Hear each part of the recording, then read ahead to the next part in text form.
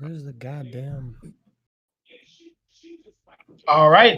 Well, welcome to the Jujutsu Kaisen Hunter panel, you guys, with me, Doncho, your favorite below average Jujutsu Kaisen YouTuber, and with me, I have Snooty and the folks at Project Manga. I'm Noxie. I'm Kiko. Eagle. And Nickums. Are we just? Oh yeah. Okay, so we're introducing. Okay, so kind of what we do at Project Manga, for those who don't know, is we're a weekly shonen-centric manga podcast that reviews Weekly Shonen Jump and the biggest titles coming out of it, including One Piece, My Hero Academia, Black Clover, Jujutsu Kaisen, and a couple others. So we have another show on there where we just talk about like random anime and manga related discussion topics on like a tangential series, so that you don't have to be like current in a whole bunch of manga to like watch our show. So that's cool too. But yeah, we've been doing it for about 9 months, and we're really happy to be a part of this. So ANITUBE CON 2020, man. Yurt. All right, what's good, baby?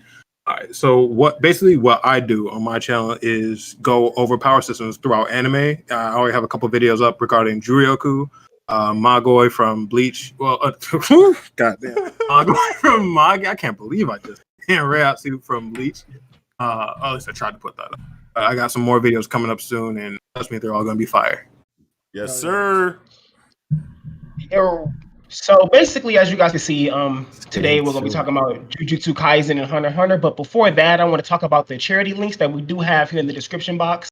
We do have a Black Lives Matter charity Tiltify, and then a COVID-19 Tiltify. So please, you guys go and donate to that. If you feel like you cannot, share it with your friends, share it with your family members. They might want to donate. We already have 2,400 raised in between the two, and it's really exciting to know that. So we're glad that everybody that's already been here has been participating. So thank you guys. Thank you so much. Arigato. Yeah, dude, we're at $2,400 now raised. Yep, That's lit. You guys are fucking amazing. Thank you all so much, man. Yes, y'all are thank you, killing it. thank you. Yes, definitely. it's awesome. Oh, yeah. So I guess we can go ahead and get right into it. I know everybody's excited to talk about it. We got Rogers Base with us in the chat as well. Let's go. Hit it. So basically, for people that maybe don't know, the major point of what we want to do here in this panel is talk about basically the comparisons, contrasts of Jujutsu Kaisen and Hunter x Hunter. And a lot of people are fans of the two of them, and they see a lot of comparisons. And Akutami themselves has stated that Level E, Yu Yu Hakusho, and Hunter have been inspirations for them becoming a mangaka. So basically, with this panel, we want to just highlight those things that we think is pretty obvious, pretty clear, and pretty cool that we've noticed. And to start it off pretty simple, but also pretty nice, in my opinion, is the establishment of characters being crazy, which is something I think both Jujutsu Kaisen and Hunter x Hunter do a really good job of doing. Like they make these crazy really well, don't they? Yeah, they do it really well. They make these characters pop out, but at the same time make it so finesse and so cool. Yeah. You know, Like when Gojo came back. Oh yeah, man. Yeah. When he died, he came back. Yeah, when he beat This Jesus man. to respawn time. Yes. And then even Toji coming back and now Beto recently, and just seeing these cool characters. Like, I just want to ask you guys, what are your favorite aspects so far in Hunter x Hunter and Jujutsu Kaisen that's shown those things? Who wants to go Where to first? start? Who gonna take the reins? I mean, are we just talking about like what? It's the Diddy stare off meme. Well, I think just a subtle type of craziness that was introduced really early in Hunter x Hunter was Tonpa, somebody who really just gets off on denying people the being a hunter, just on some Hashtag fuck dirty that shit. old man. Just the saltiest anime character that ever existed. For He's real. up there with like Donzo from most hated, just old man. Why are you so petty? Why are you so sour, bro? You just mad Get your because your beer ass belly is up. old. Right. Was it 35 times? He was like 35 times. I he think took it. I think it was. 36? I think Something like that. Crazy. it was in the 30s for sure. Yeah, Tonpa's a really Like cool example. 30 years just being a petty bitch. Obviously, Yeah. like the first thing, like I feel like I thought you were gonna say was like Hisoka, right? But like Tonpa's a really good example of one that like people might not, like even like associate, considering like the crazy that we see in the series, like everywhere else. Tonpa just seems like a salty old man, but I mean, like, I guess you do kind of have to be pretty nuts, kind of crazy in a way to like you're over here, your life to you're putting laxatives to devote your life to saying like, all right, I failed this shit, so I ain't gonna let nobody else pass. Like, 30 years, bro. Out of here.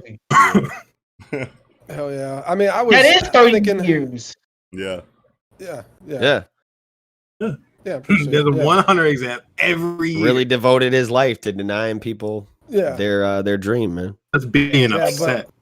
When I see like crazy, like a lot of crazy characters in Hunter, but actually really both series, is they're the sanest crazy people out. Like maybe not some of like the more psychotic, like you know, Handy Hup is like just a psycho, right? Like from Jujutsu, you know, there's a few people that are just plain crazy, but like Hisoka and fucking Illumi and Crollo, it's like they're all crazy. They're definitely unhinged in their mind, but they're it's like so calculated. They keep it together. They got clear directive goals. They're always like, you know, on point. Like their mind is together in every way other than they just one little like Hisoka can put together a plan, but then he's just like, I like looking at these little kids' butts. I swear to God. Oh my God, no. And I think in Hunter, I think what makes it so cool when these characters do snap is in ways that are very like obvious and very, you know, out of hand, is that they're so few and far between, right? So like Illumi is always like composed, like, which is like a scary like level of composure considering like what, you know, his like outlook is and whatnot. But like when Hisoka in the chairman election arc tells him, you know, I'm gonna do whatever, you know, the official thing he says to Killua is, you know, you got a translation for kill, got a translation for something else, you know, and a hand gesture that implies, you know, another thing. But when he says that to Illumi, that's the first time I feel like you really see Illumi like, oh yeah, you see him snap, activate, lose like, it. Yeah, you know what I mean. And in the anime, it was crazy, and it makes those moments so much cooler because you know that these people are, you know, are psychotic, but like you never see it in like very, you know, obvious and threatening ways, like immediately, you know, or immediately threatening. Yeah. And you should really think the Zoldyck family overall is a really good example of that. Yeah, like, especially the mother, because like they're just really unhinged. Because like, I mean, you have to just have a career of just murdering people, but she is by far the most insane person in that family. Who is it? The mother. Kikyo. The mom. Kikyo. And it's crazy. Like oh, sorry, Snooty. I just wanted to say this real quick. So like while I had it in mind. So like when you talk about how like obviously unhinged and crazy the Zoldyck family is, then you have characters like Zeno inside of it. That's what I was gonna say. Yeah, who literally left, you know, a whole arc because he thought he accidentally killed someone he wasn't paid to kill for the first time in his career. Like they take their career seriously, their profession seriously, you know, and like obviously you're like, okay, these people are cold-blooded killers, you know, how could you possibly relate to them? You know, you start asking all of these questions or whatever when you think about it fundamentally, and then you see like these really human sides, you know, to them still inside of that profession, which is really cool.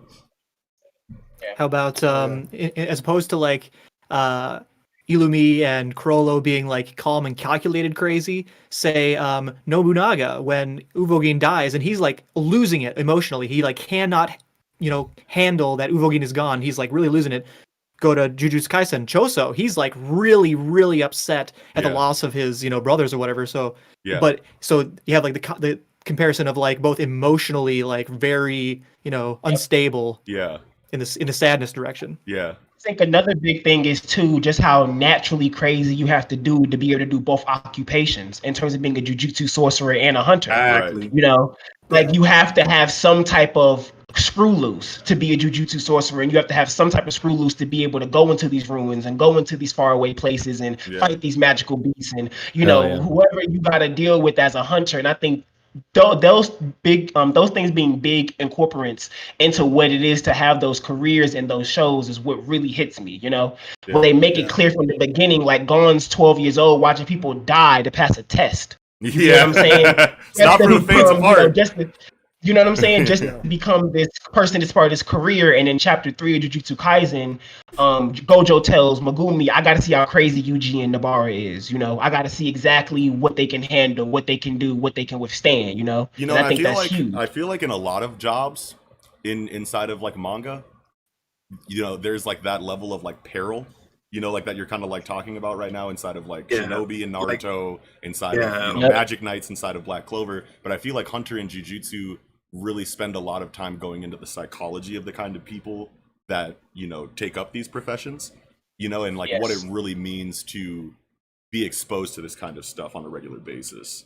You know what I mean? And I think what makes that easier is that there's because both are set in a very realistic setting, especially Jujutsu Kaisen, which is technically our modern world, But they both are, very realistic settings. So I think it makes the creators makes it easier for them to be able to dive into those psyches because they can keep it so down to earth into what we know it every day. Right, when you see people like Naruto, just like, I have this big goal, I want to be Hokage. I don't want to fight anymore. And then you see somebody like Yuji or Gojo, it's just like, okay, go in, kill the thing, get out, go home. Yeah. There's no in between. It's just like, I'm probably gonna die on this job. Even when he was fighting Chelsea, I was like, all right, I know my role. I'm not gonna freak out. I'm gonna leave it to everybody, and I'm just gonna fight. And you can tell which is that all over again. You can tell that like inside of Yuji, for example, that he still like wants to be a shonen protagonist, so he still like wants to have those elements of not wanting to kill things if he doesn't have to. But at the same time, Jujutsu is more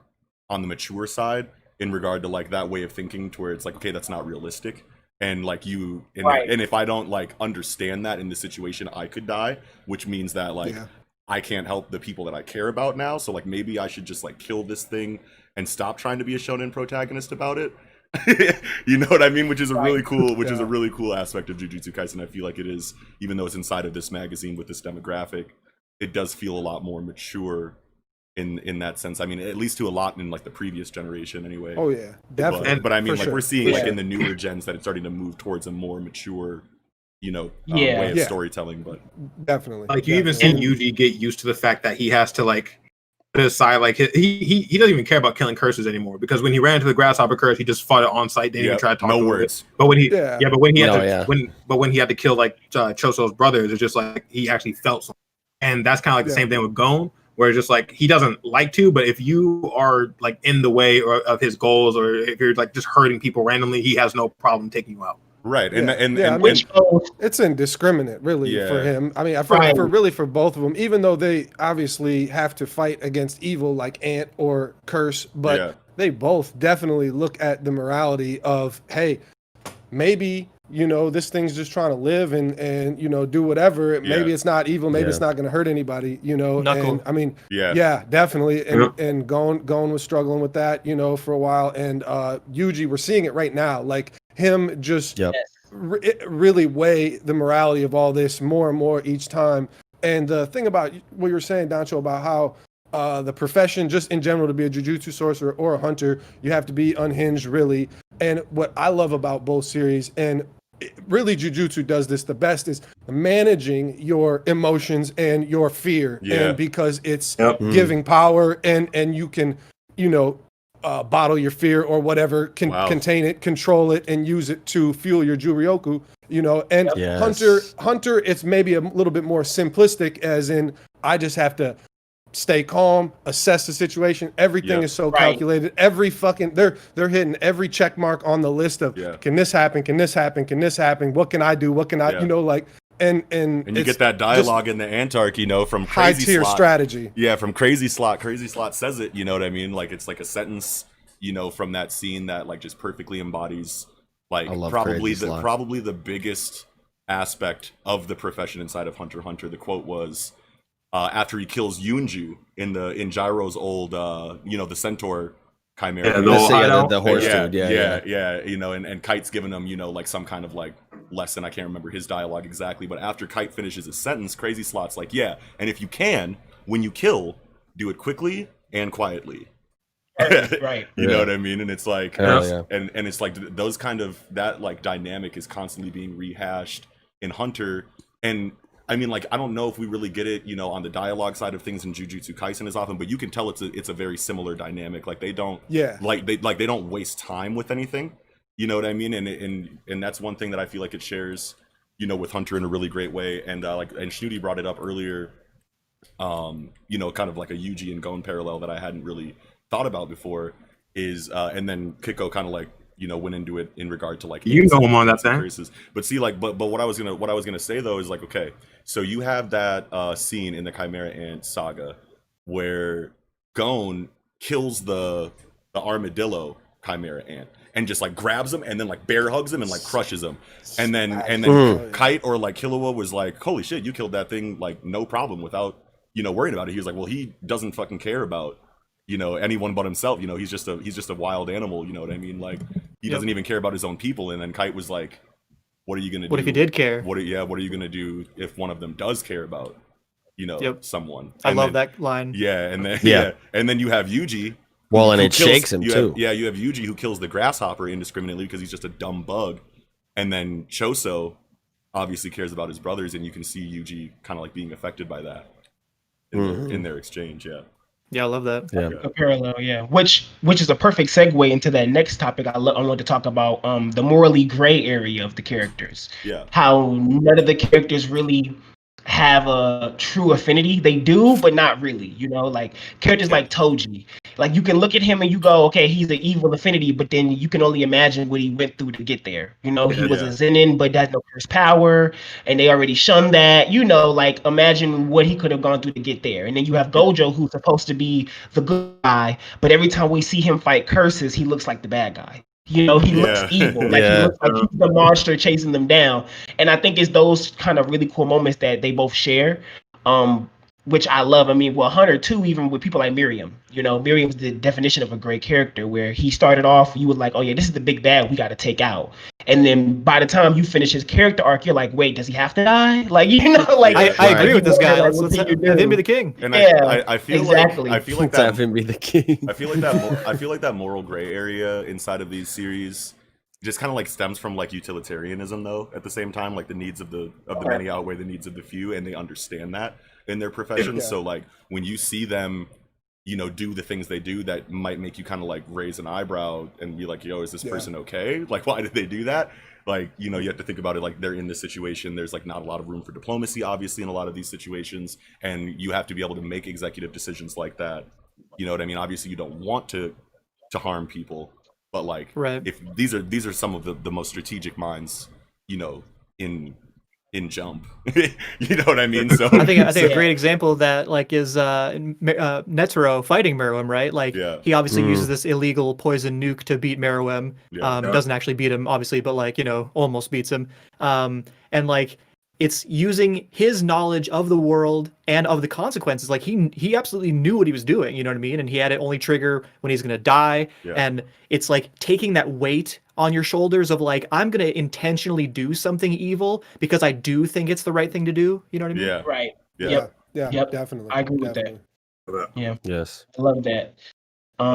So I guess that's and that I think all of these topics kind of lead into each other, because now we sort of talked about it a second ago with the logic and deductions of the world, and how you said there's not much room for diplomacy for a lot of these moments for these characters. So they have to be as logical and as quick-witted, and also still hit the bigger picture of their goal as they can. And we get that in York New, we get that in Chimera, we getting that right now in the Shibuya arc, you know, through Jujutsu Kaisen origin. So what are you guys' ideas and takes in terms of those comparisons, and what do you love seeing when it comes to those from their shows? It's my favorite aspect of both of these stories is that logic and deductive reasoning run the entire planet.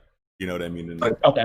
You know, I think one of my and in favorite... Hunter specifically, it's something that's so hype during the fights. It's for me specifically how during a Nen fight, you know nothing about your opponent's ability, so you literally have to deduct their entire ability based off what they're doing. That's while being as safe as you can at the same time. Exactly. And not trying to reveal your own ability. Yeah, so like you have to be as safe as you possibly can while you're deducing what their ability is, but you can't be so safe that you're wasting time.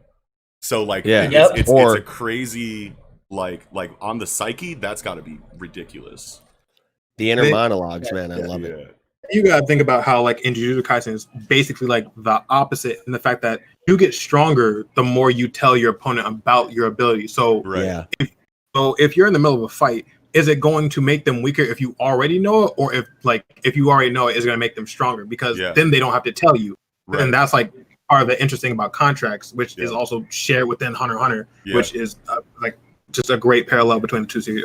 I can't really call it a parallel; it's more like perpendicular, I guess. But Yeah. Yeah. Yeah, because like you said, how there's some people like Genthru, where his whole ability is, I need to tell you what it does. Yeah. You know, for it to even activate, I have Yeah. to tell you, you know, and tell you I'm the bomber. You know, like I have to tell you what my secret, you know, to even get it to activate. And I think that's like one of the coolest things that Jujutsu took and implemented into a lot, just the core of and going back to what Kiko said, where you need to focus on your emotions, your fear of death, anger, things like that. I think Jujutsu did a good job of taking those subtle, simplistic things within Hunter x Hunter and making them the core values within Jujutsu Kaisen, you know? Yeah. And I think that's a really awesome way of paying homage to the things that make Hunter x Hunter what it is, you know, the psychology behind It's it. just the perfect balance. It's just the perfect balance of battle of wits storytelling and high action storytelling.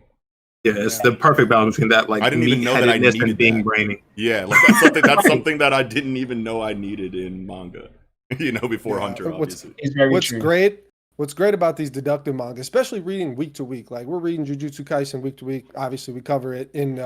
It's just the last chapter, even where you got Naobito saying like the fish aren't slowing down, you know, like so we can infer, you know, especially when you get it in bits and pieces. It's just really fun to read. We're inferring week to week and trying to figure out what his ability actually is, and you can take that little bit. One panel, little bit of dialogue there, just a little bit, and run with it to speculate. And it's like those, whenever you have that in a story, I don't know, it always makes it more interesting for me, keeps me coming back because it's like, okay, now am I right? You know, like you want to speculate, you want to know. Very engaging. Yeah. Engaging, definitely. And definitely. I feel like one of the biggest complaints I see for Jujutsu Kaisen is that it's overly like complicated or whatever. And I feel like that a lot of that has to do with just the fact that Juryoku has a lot of depth to it as an energy system in general, but then also Akutami's like storytelling style. And this is something that they could have completely, you know, taken from Togashi, and it would have made just as much sense. But like, whereas Togashi will give you an abundance of exposition and rehash that exposition over and over again until you have no choice but to memorize it. Akutami will give you very like vague bits and pieces, you know, of exposition, you know, here and there, spread out throughout like, the entire. Yeah, you know, so people will say like, I don't understand it and the information isn't coming fast enough, and that's my criticism of Jujutsu Kaisen. But at the same time, you can tell that Akutami cares a lot about continuity inside of their story, and you can bet your bottom dollar that you're going to get the explanation for any concept that seems vague when it's introduced. Right. You know what I mean? I So feel at like if least you have think that that confidence there. Yeah, I feel like if you think that Jujutsu Kaisen's like too complicated, like, did you read Hunter? Like that sun and moon fight, Corolla versus Hisoka. Yeah, like, sun I'm and moon, bro. What am I? Yeah. How does this work? I don't get. Yeah, the sun and moon. You definitely had to read one, Sun and Moon, two, the 3 book. times. Yeah. You did. I had to. I mean, just ask people, what's Ryu? Like, what's Shu? You know, just ask them like the different applications and explain them. You know, like most people, if you watch Hunter or read Hunter, you go through once or twice, you're not gonna know. Like, you better like study the wiki or something, because like there's no way you just go through on a one-time through and totally understand. And I hate saying that because it makes it sound like I'm like assuming that people like aren't capable of like fully understanding Hunter x Hunter. I mean, it's you can complicated. stop it and think It's about it. complicated. It's hard to understand. I mean, I feel like a lot of what it has to do, and Jujutsu Kaisen is one of these two that like we're coming, you know, to realize, and that like the longer the story goes on, is that Jujutsu Kaisen is one that you have to go through multiple times, really, too, because it fits so much information, you know, into such a small space. Right. But like you don't ever feel, or at least I never felt like inundated by the information that we got, because I feel like the storytelling is so high quality that there's an abundance of exposition, and that can turn a lot of people off. But at the same time, it's like there's no wasted words. You know what I mean? Exactly. So There's no wasted panels. There's no wasted Facts. pictures. No Yeah. wasted words. Like every time I reread Jujutsu Kaisen, I Yeah. I find something that's either new or something I just like didn't notice before. And it's always like there's always like some homage to it later on within the series, and it's always interesting to just catch. It's like, oh shit, you brought that up way back when, and here it is. Yeah. Like Richie, perfect example of what you just said. Richie just brought up in chat in Simple up, Domain. Richie? Who would have thought? Yes. Who would have thought that Miwa during the Goodwill arc, during that Simple Domain, we saw Maki just walk like it wasn't shit. Yeah. You know what I'm saying? Like, yeah. like it wasn't nothing. We see that later now in this current arc, and Wee Wee is doing it in the most clutch fashion we've ever seen. Yeah. And then Albedo is doing a similar version of it that was passed down through the great fans. So it's like really awesome to see those things come back, and stronger level sorcerers showing that they're liable on multiple levels. Yeah, you know? and I feel like what makes that like Miwa scene with Maki in the Goodwill event makes sense is that like Simple Domain is an anti-territory technique, and Maki is the exact opposite of a territory. You know what I mean? Yeah. So like, sure, so like, I mean, like, not to say that nobody, you know, besides Maki could counter a Simple Domain, but like, I just feel like she's got more of an advantage because she has to make up for the fact that she's not on their level cursed energy wise. So Yuji dodged it too. Yuji jumped right over it. Yeah. Well, and Miwa Simple Domain acts like basically how Nobunaga used N, right? Like it's like if you come into this, you're getting pretty bound. much exactly. 100% strike, boom. So like it's not that it's a worthless technique. It's just that Maki's really physically gifted and was able to, you know, salsa through that shit.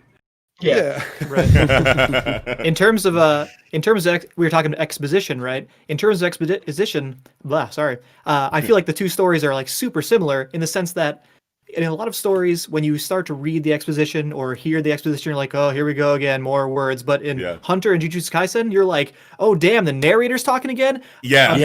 Put my chair up here. Let me open my ears because this is the best shit. You know what I mean? When they take a break in the middle of a fight to do a fat wall of exposition, you're like, okay, let's go. And you know, and that kind of shit like never, you know, turned me off. There, like, there's people that complain about the narration inside of Hunter x Hunter, and it's like, one, Ichiro Nagai is my favorite voice actor that ever lived. May he rest in peace. That's the narrator from Hunter? Yeah. He's a god. Yeah, and rest in peace, yeah.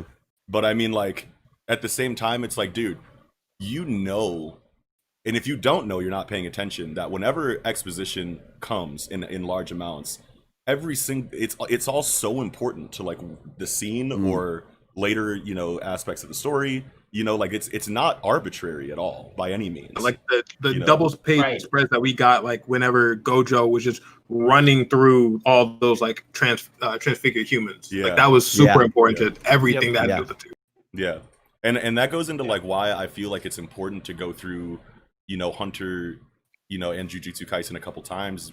Another reason why is because like Hunter specifically is going out of its way to like break like shonen cliches. You know what I mean? Really so when you're going through Hunter for the first time, like you've never experienced a shonen story like that. So like you have expectations that you're bringing from previous stories that you've seen, and you're getting all of those expectations shattered, you know, one after another as you're going through it for the first time. So you almost can't see the forest for the trees because you're experiencing such a different story than you're used to. You know what I mean? So so on top of like all of that like different storytelling that Togashi implements in Hunter x Hunter, then you have all of this extra information and all of these Easter eggs and all of this foreshadowing that's probably going right over your head because you have to focus on this new kind of storytelling that you're not used to inside of this genre. So it's like reading Where's Waldo, but then realizing Waldo's not in the book and you're actually reading a textbook.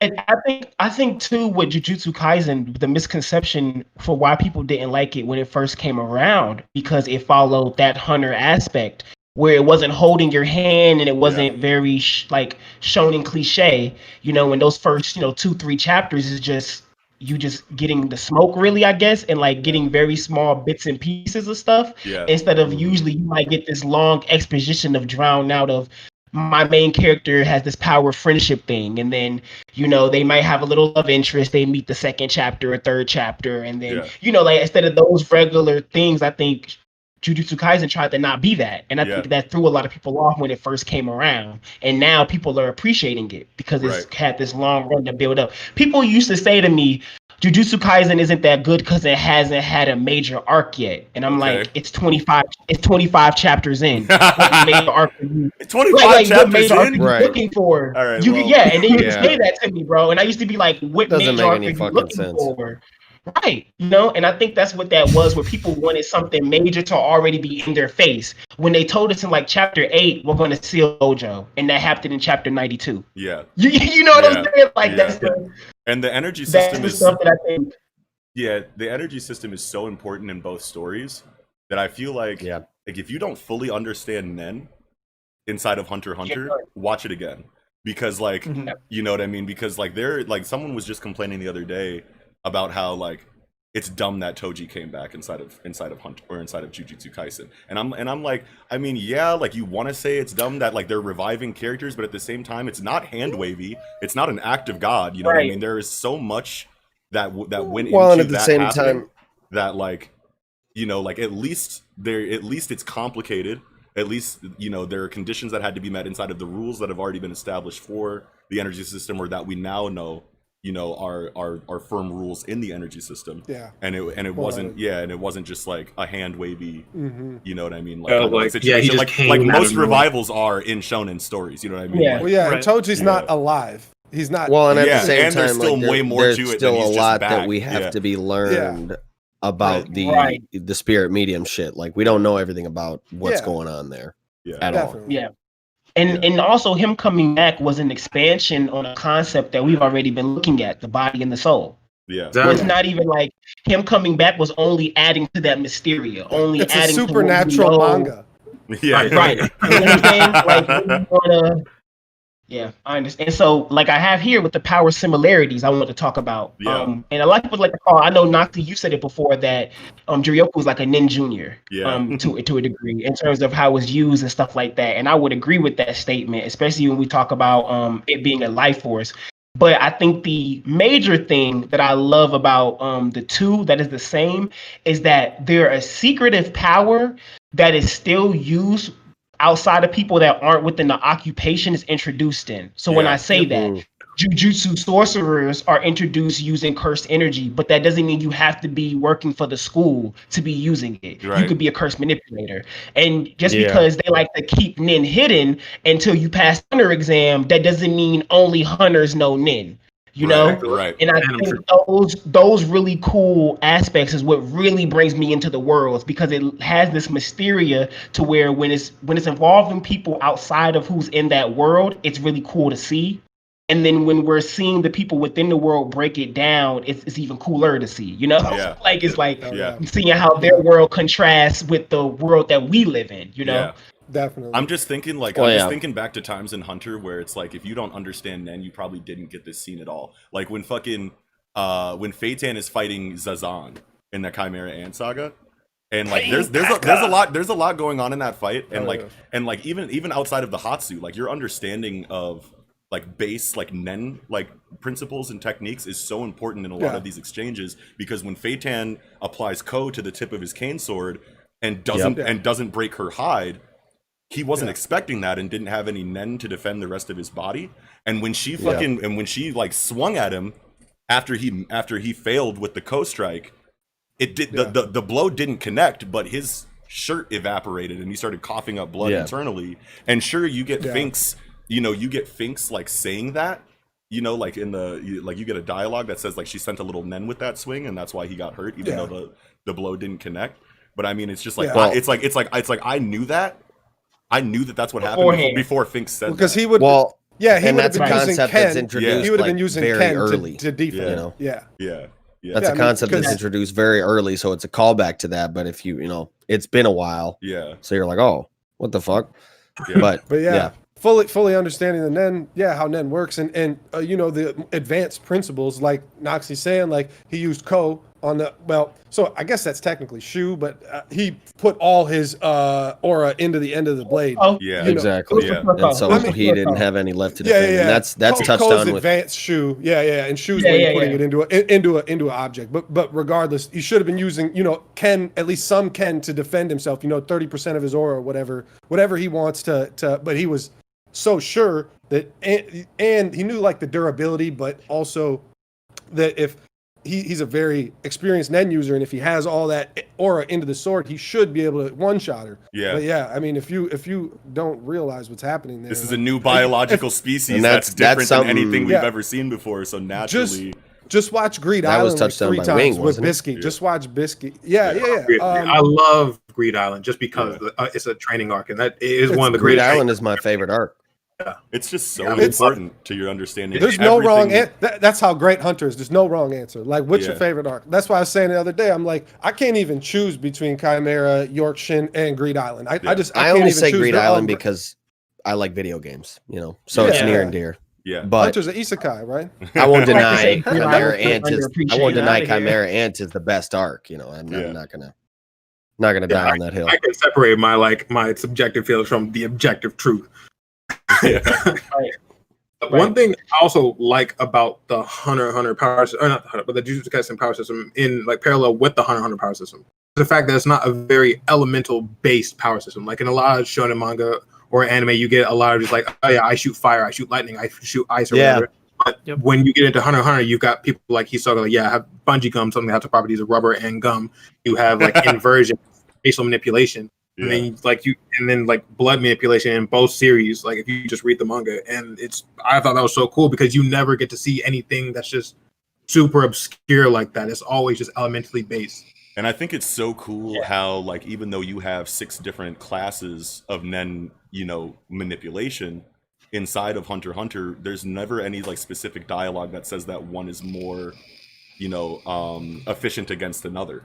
You know what I mean? And that goes back to how balanced the energy system is. It could very easily have turned into like a rock paper scissors kind of like elemental counter and weakness, like Pokemon kind of situation inside of the Nen Yeah, it's definitely classifications not. inside of Hunter. But like just the fact that you dictate what your ability is based on this innate class means that you could think up something that counters a specific other kind of Nen class yourself for your ability, but your class does not innately counter another class. It's like what Morel said when he said like rules. it does like it matters on like what type of like hots you have basically. Yeah. Like you definitely. never know what's gonna go down in battle. Like ever. Yeah. Like think, okay, if you're fighting against a enhancer, you can't just block. You can't use your aura to block the aura. Like there's things like that. But like, okay, if you're any other class, basically, you can't take a straight on shot from an enhancer and block it, and you can't stop if like Shalnark, for example, just any manipulator. Like you get poked or you get whatever their catalyst is to manipulate. Yeah. It got worked. Yeah.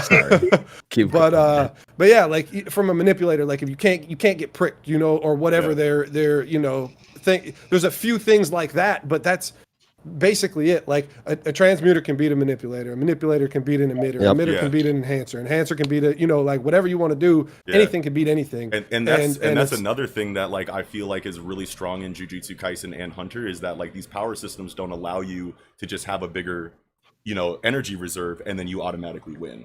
You know what I mean? It's Nobody like, really has an definitely. innate predetermined advantage against anybody. Right. Yeah. Like you can be the chosen one all you want, but I mean like your mana pool doesn't. You can still get worked. Yeah, your mana pool doesn't mean anything. It's like my conditions could be like I do a cartwheel, bash my head against my fucking wall, and then fucking say my name backwards, and now you're trapped in a box.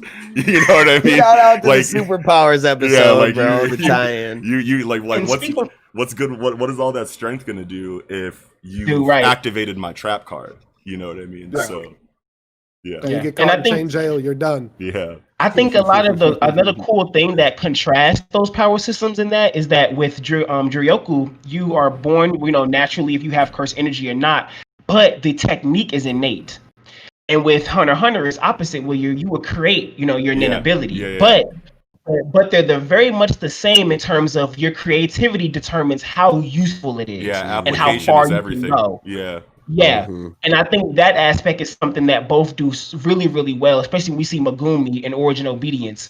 And even with Nabaru, where she's like, "Oh, you're just not a good match for me, bro." Like, Yeah. you know, like I'm just gonna stab myself and get you too. Like, you know, and that willingness to be able to do stuff like that. And I think with the fact that these creators are able to put that in it together and make it to where the characters, you can tell how a character is from their ability and how they use it. You know, Yeah. we can tell that Megumi's supposed to be strong, but for some reason he's not that strong. But then we find out he has a mental blockage. You know, he doesn't get it together mentally. He doesn't have it figured out. You know, and I think that type of aspect is really cool.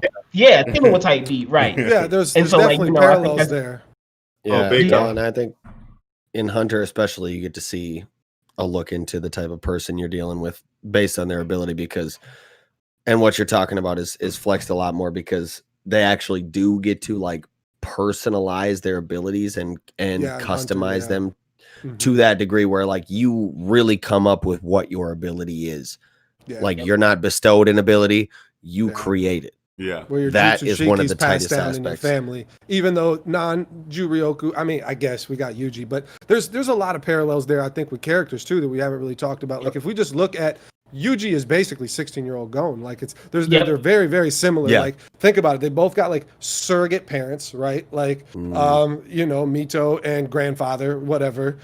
Which, you know, Gon is obviously a prodigy and has a great lineage, which I believe Yuji does too, that we don't know, but that's me speculating. But anyway, they're both physically gifted in absence of, you know, Juryoku / Nen, you know, because you know, you got Gon catching fucking the Lord of the Lake that 5 adults couldn't catch or whatever, just right from the jump, you know, like you got a same very similar approach in combat, very straightforward, heads up, no bullshit. They're about to hands you up, you know, they're not gonna fucking, you know, do any really any shady shit. I mean, Yuji seems to have some other shit coming. We'll get to it, but like for now at least, you know, Yuji's using Divergent Fist and Black Flash, and fucking, and Gon's obviously got, you know, rock, and I mean, obviously he's got scissors and paper. I kind of have paper, I guess. Hard to say, but yeah, you know, it's really saying they got physical fighting styles that both their abilities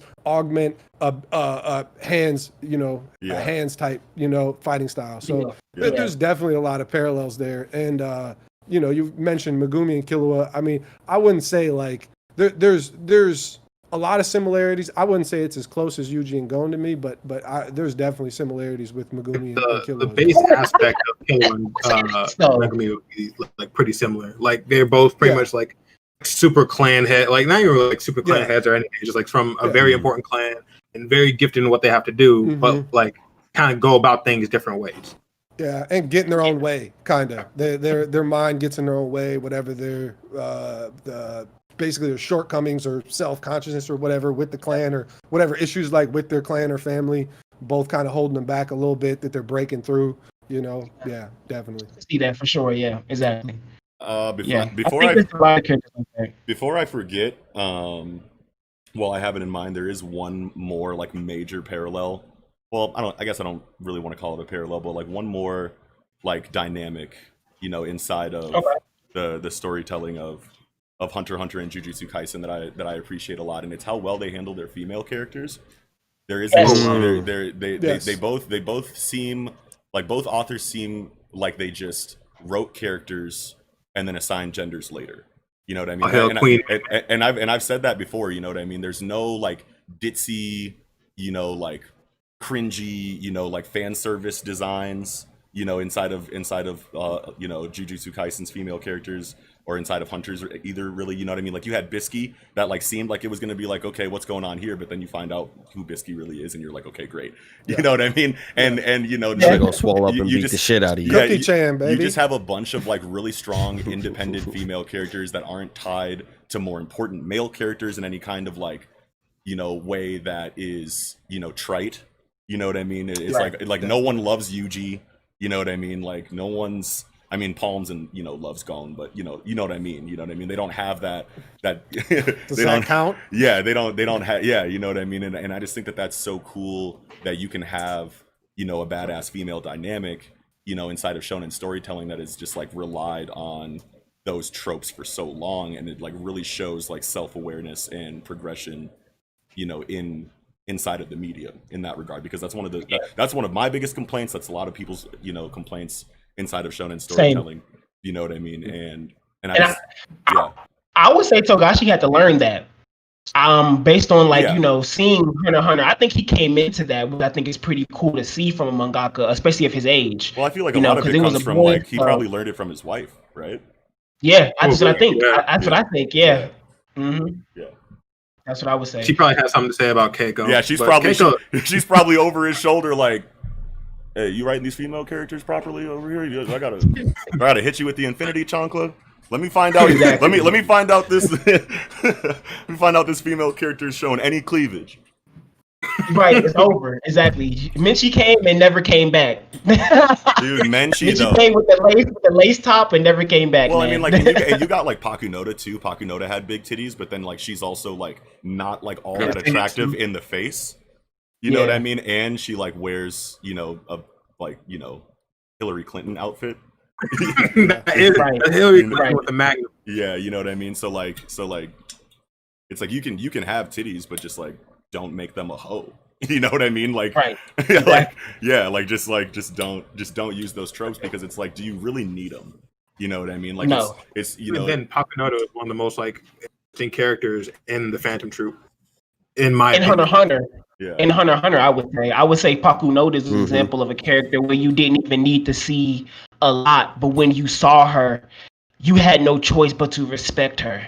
Even in that moment when she was told not to say anything, instantly you see where her psyche goes and her loyalty levels of not only just the troop but Crollo, and it's just an amazing thing to see. Yeah. And so another thing I want to ask you guys about is paneling and structure. This is something that I've caught more so recently than I have in the past in Jujutsu Kaisen, when talking about how Hunter x Hunter and Jujutsu does this thing of the narration, and how they, as soon as you see a clash about to happen, the next panel will be panels of just explanation with nothing behind it, just text boxes. And Gojo, when he does his like 0.2 seconds moment where he dives in and all you see is his face and white boxes all next to him for the next few panels, and that's really Togashi like, in my opinion. And what are you guys' opinion on that in general within manga, and then how it's done within the two series? I love it. Adore it. Okay. I love every moment of it. The paneling inside of Jujutsu Kaisen is really cool, and there's an example that I'm like thinking of, like when Nobara first started engaging the handy hup swordsman. And he sent the hand sword at her, and she like right away, like no words, like no reaction, just like had her hammer ready and like swatted it down. And like you could see the after image of her hand in one panel, and then the transition of the impact illustration from that top panel, and then its own panel in between that like showed the sword or being deflected, and then it slides through those three panels all the way to the finishing motion where it's officially on the ground and she's completed the swing. You know what I mean? I thought that was one of my favorite pages, like in this whole arc. Gegen's choreography is good. Like I think about the Ghetto in the prequel where he just boom, like that one where he turning like backhanded dude. That shit was crazy. Like that looked, and it was a 2-page spread, kind of like two of them in a row, like two 2-page spreads in a row or something crazy like that. But that one really.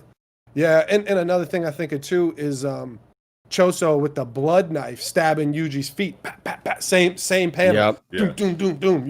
Like that shit is pretty. That's one of the things I love the most. I love getting multiple actions motions in one panel. Yeah, definitely. I love seeing when Gojo first did Purple against Toji, and how Purple slashed the page in between the two faces. Yeah, that's right. I love that. Dude, that was such and it squiggle, like the squiggle from the attack. Oh man, I love that. Yeah.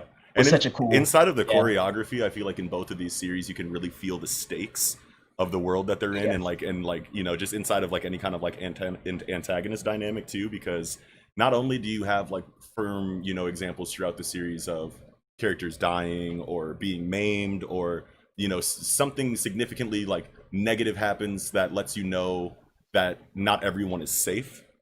You know what I mean? And I feel like that is amplified inside of its choreography, because you see very real damage being taken in a lot of these fights that you're not just going to have. I mean, there's no healers You know what I mean? I mean, you have like reverse, Right. you have Right. reversal jutsu shiki, but I mean, like, you can pretty much like you can tell that the damage that people take throughout a fight is a big deal. You know what I mean? Like Yuji getting his liver pierced, like sure he ate that shit and beasted it, but like he didn't finish that fight the way most shonen protagonists would have. You know what I mean? Like, I'm a power up because I'm thinking about my friends. No, he got fed. yeah. He got beat up. He lost a shoulder. Like his shoulder got taken. Like, Deleted. And I just love like high stakes inside of shonen storytelling because I feel like it's been absent for so long in a lot of the stories that we know and love, and it's just so cool to get like that layer of tension added to this more mature atmosphere that we're moving into in the newer generations of Jump. And I just like that I don't know what's going to happen next, and that there's a level of worry there that like makes it a lot more engaging and a lot more where's my next chapter, you know what I mean? Yeah. So Yeah. And I think we're gonna get ready to wind it down right about 10 minutes from now. So one of another good dynamic that's happening currently as we speak that happened when we just got the big reveal of Dagon about who he really is, the Squid Curse, is the personification of these curses. And it feels like Chimera Ant arc all over again for Doesn't me it, though? right now in the Shibuya arc. It just feels like it's running it through all over again, where I have no choice but to respect these entities that aren't even humans as people. You know, I have no choice but to understand where they're coming from, what they want, and what they want to do. Especially Dagon, where you see him cry thinking about Hanami being dead and how mad he gets. You know, and that he wants revenge now. Like it's time to go. I need to kill some of you now. You know, and like that. Yeah. I love that feeling because it reminds me of really Gone from Chimera Ant, you know, where he was just so angry that he wanted this head, like he needed Pito's life, you know. And I love that callback of us being reminded that these special grades are probably not like any of the special grades that the sorcerers before them have run into. And these are way more humanoid curses, and showing that the future of Jujutsu Kaisen could really go anywhere. And I just want to hear you guys' thoughts on that. Well, one, I mean, like, emotions run this story.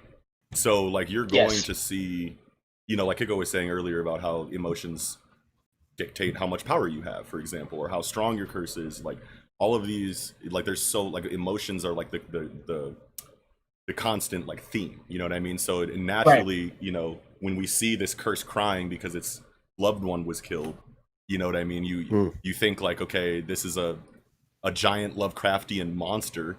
You know what I mean? What kind of emotions could it possibly have? And then you're like, oh, it's cursed energy. You know what I mean? And at the same time, like your antagonistic atmosphere just needs pathos. It needs relatability. It needs, you know, things that add depth to it, so that when you look back at this story, you go, this is why I'm glued to this series, is because these characters are so well written. You get a lot of psychology. You know what I mean? And like, these are things that you might not even notice on like a week-to-week basis. You know what I mean? But like, exactly. It's crazy that the basis for curses being born is negative emotion. Like, why would we think they wouldn't have emotion? Like, I mean, whatever types of emotion they can, like, they need to have it. Whether it's just, you got Dagon, who cares about Hanami, which makes a lot of sense, being they're both like nature entities too, fear of the sea, fear of the forest, or whatever, however those curses manifest. We don't really have confirmation on that. And that makes a lot of sense that those two would really actually care about each other. Hanami seemed to care about everybody actually too, through the whole thing, like his whole team. So, I mean, you get a little bit of maybe a disconnect of that with Mahito. Mahito is more unhinged and isn't really like on that same page with the rest of them, but that also makes sense too, because he's born of a human curse. Human curse. So that makes it just a shit ton of sense at how this all works. Like it's just perfectly well done. Like and I don't know. I don't think I've really seen that in another shonen, just how you have these curses that are different, but I mean, it's just like a good and evil dichotomy, I guess, between the two, which is flipped here back and forth. Like you can't help but sympathize, like Dancho says, with Hanami, with Choso, with fucking Dagon. Like, it's definitely very Ant arc-ish, where it's like the good guys were the good guys for X amount of time, and now we're at this point in the story, and it's like, is there good guys anymore? I don't know. Everybody's good guy, everybody's bad guy. It's hard to say. Like the line there is very blurred. Yeah. A good example is like when you see Jogo at the beginning of the series like talk so much shit about Gojo. Just like, don't worry. You keep your prison realm. I want it for my collection. I'm just gonna go kill him. Gets murked, then comes back like, I'm not fighting him. Yeah, and then he gets mad. He gets mad at them later for like leaving him alone with Gojo for so long. He's like, what the hell you think you're sending me after Gojo for? What's going on? Right, exactly. Yeah. We see that they wanted actually it. born like, once they lose Hanami. And Dagon like even shows like, like you killed my friend. I'm murdering all of you. Yeah. Salamander Red, Gege hasn't missed. Salamander Red in the live chat. Gege hasn't missed with the villains. They all feel like real people. Absolutely. Togashi and Gege are both just like brilliant when it comes to injecting pathos in these villains. Like almost like to a point, like you can have an incorrigible, villain who needs to be taken down, who has the complete opposite like outlook as the protagonist side of things, and just like even morally in general, to where okay, this motherfucker's tripping, we got to get him out of here. But they can still make sense at the same time. They can still be relatable. You don't have to just write characters that are evil for the sake of being evil because you think that brings stakes and tension to your story. It doesn't need to be like that. I feel like that's a mistake a lot of authors make, especially in the shonen in the shonen genre. And I just can't praise Gege and Togashi enough for really sitting down and thinking like what these kind of people would be like if they existed in our world and had these ideologies. Right. It makes their world feel alive, you know? Yeah. It makes you understand that the things that people do have stakes. Yeah. What Yes, do I say, sir. Eagle? I was just going to say something that Kiko touched on lightly that is kind of really interesting is like within the Jujutsu Kaisen world, like curses do really kind of like their personalities do really kind of align with like their element, for lack of a better word. Like, Hanami is really like peaceful and he's just like, look, I don't give a fuck about any of this. Yeah. Y'all are bad for the planet, so I'm going to get y'all out of here. Type shit. And like Jogo is interesting because he's like a really fiery. He's He's lava, and his personality is really volatile. Like he gets mad a lot, and he starts yelling a lot. So I think that's really interesting, and something cool that Gege does is like kind of aligning the curse's personalities with their elements. And that seems like the way you're saying. I was going to say Mahito. Yeah, that seems like it would be like kind of like a no brainer. Like that's like kind of like cookie cutter or like easy to do. Okay, like this is the lava guy. Let's make him a hothead. Like you'd think like sure that seems easy, but at the same time it's something that like might go overlooked for a lot of readers. And like when you think back on it, like oh damn, he really had the awareness to write it this way on purpose because it makes sense. You know what I mean? So like, even though it seems like it's easy, it's still really cool that he did that. Cause like, imagine if like Jogo had Hanami's, personality. We might think back to that like later and be like, why is the hothead cool? You know what I mean? Yeah. Right. Well, and think about Dagon too. Like when you think about the water, like it's a perfect like medium between Hanami and Jogo, where Hanami's just peaceful and just definitely about the planet. Jogo's a hothead, is gonna get mad about things. Dagon, representing the water, he is calm until he crashes. Like and then he's calm but vengeful at the same time. He's a happy medium between the two, and obviously the ties it all together is just Mahito being a human curse and being really shitty, because right? He's really shitty and like kind of really batshit crazy. Even beyond that, in the light novel, what I've seen recently from some translations is that there's a moment where Mahito meets an old man, and the old man says he can't tell if Mahito is a man or a woman from his voice because the old man's blind. And I think that's really an interesting take Gege added, because if he's a human curse, he's not technically male or female. So it makes me wonder. It makes me wonder. Even in the anime, are they going to have it a male voice? Are they going to have it a female voice? A mix of the two? And even when you look at some of the moments from Mahito, now that I think like that, he kind of looks like a girl. Like when you really, when you go back and you start, so like androgynous. So now I'm like, okay, Gege, you're really taking this to the next level, where you even want the minor things to these characters to make sure it represents what they are. It's really impressive. I love that. Hell yeah, dude. Yeah. Gege is a god. You can even take it like a step further with like Mahito's whole power, just the fact that people in general have like different faces and they can become like anything they want or create anything they want. But like Yeah. Mahito, he can literally just become any animal or change his face or do whatever he wants based off of like human nature. Yeah, That's a really good point. Transfiguration, definitely. Yes, Yeah, That's a is. fantastic point. Even touching like other that. people, like he can change other people. Like we have the ability to like change each other. You One touch their small soul. thing. In a dick way, but he does it. Yeah, That's just one more an small amazing thing I wanted point. to say that we don't really got to go too much. I know we're kind of getting at the end of the time, but nobody mentioned that both energy systems have post-mortem effects, right? Oh, Like, Yeah. That's so cool. Curse- See, now you can shouldn't have brought last this through up because this is death. getting. Yeah, I know. now we're about to deep That's dive into a it. massive That's a deep concept. topic, yeah. I mean, that's deep. That's deep. I know it is deep, and I guess maybe it's not as small as I thought. I just kind of want to throw it out there, maybe It's to go cool. out It's on. cool that I they don't both know. have it. It's cool that they both have it. That's tight. Yeah. It is. Yeah. Yeah. Nen lives on, curses live on. Yeah. I mean, it's the post-mortem shit is super. I mean, that's just very interesting and goes well when we're talking about Toji coming back. It's a supernatural fucking story. Yeah. Perfect. Yeah. Right. You know, and he's Yeah. not just alive and back. It's not fucking, reanimation jutsu, like he Yeah. doesn't just like get a thing put in his head. Now he's just a whatever bot who can use all the abilities. Like that's not what he well, He came back as him. yeah. And But we don't really exactly know what he's capable yeah, we don't of yet, we don't have the rest of that part of the story, but I'm very confident he's not just Toji now in the story and hey, I'm Toji, I'm here, hey, what's good, and just gonna continue the story with him as a character. Like that's not gonna happen. Yeah. As I could Right. say. Right. Well, we are to the end of our time basically here, you guys. And I want to thank once again Snooty from YouTube of the same name and the folks here at Project Manga. If you want to introduce you guys one more Hey. time. Noxie. It's Kiko, what up?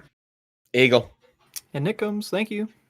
And once again, you guys, thank you so much for coming into the AniTube. Please check out Project Manga. They do a really good job covering everything Shonen Jump, well, the good stuff in Shonen Jump. Thanks, man. Doing a good job of covering that. Also, Snooty, like he said before in the beginning, he talks about different power systems.